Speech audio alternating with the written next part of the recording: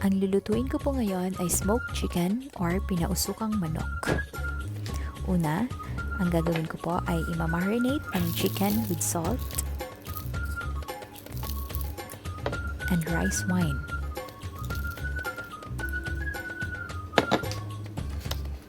Balik na rin po natin ang chicken. At pwede rin po natin itong ilagay sa ziploc bag.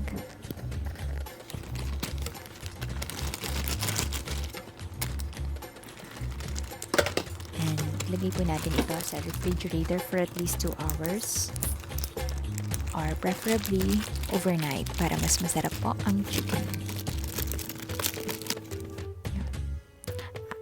Ang ingredients po ay marinated chicken, spring onions, ginger, shallots, light soy sauce, dark soy sauce, chicken marinade, chicken broth, sugar, and rice wine.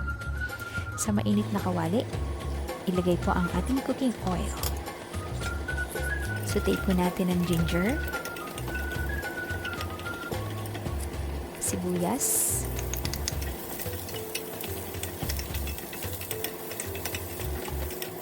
and spring onions. Next po natin ilalagay ang liquid seasoning. Unahin natin ang light soy sauce, dark soy,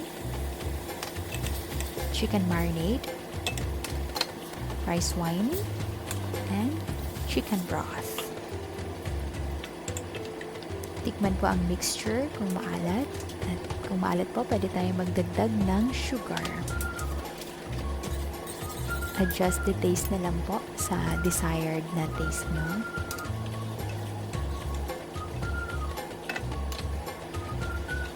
And bring this mixture to boil. Kapag nagbo-boil na po, lagyan na po natin ang chicken. And takpan po natin ito and cook for at least 10 minutes. And after 10 minutes, balik na rin po natin ang chicken and cook it again for 10 to 15 minutes. After 10 to 15 minutes,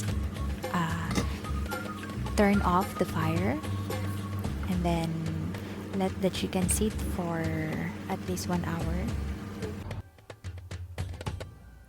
Yeah. After 1 hour, our chicken is ready to smoke.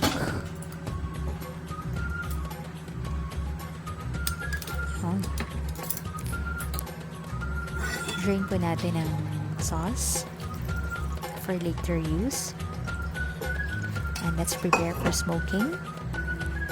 The things needed are rice, sugar, brown sugar, and Lipton tea. 2 Lipton tea bags. And then sa isang kawali, maglagay ng aluminum foil. At ilagay po ang rice, Lipton tea, and brown sugar. Mix at maglagay po ng steaming rack.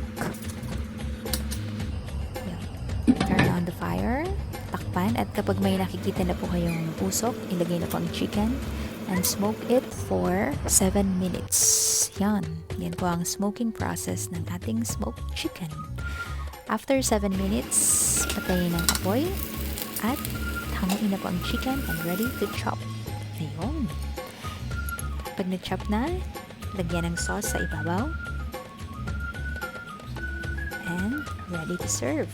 Presenting my smoked chicken. Please like and subscribe. Thank you.